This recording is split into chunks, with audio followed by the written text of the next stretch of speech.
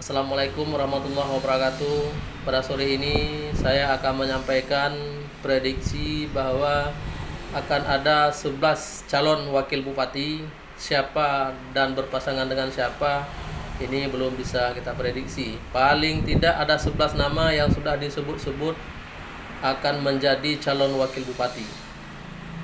Berikut nama-namanya yang akan saya sebutkan. Yang pertama ada Said Adman atau lebih dikenal dengan Abu Led.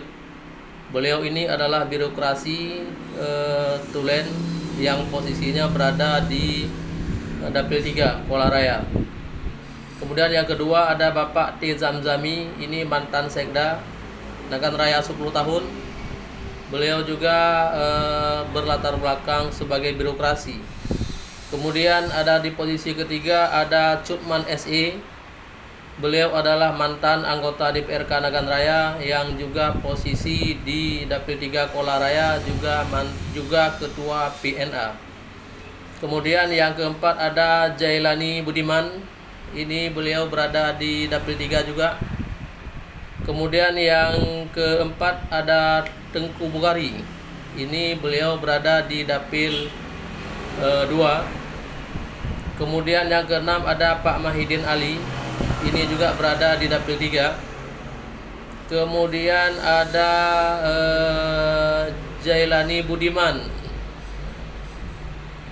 di Dapil 3. Kemudian tadi keliru saya baca, ada Pak Jamalui Adi.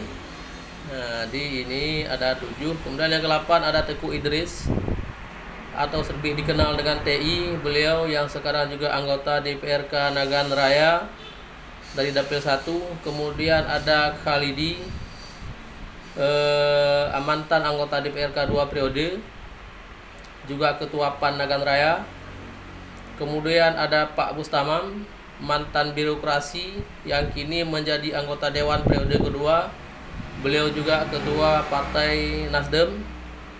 Kemudian ada Zuriat Suparjo, ini adalah senior politik dari Partai Golkar, dan terakhir beliau menjabat anggota DPRA 2 periode terakhir.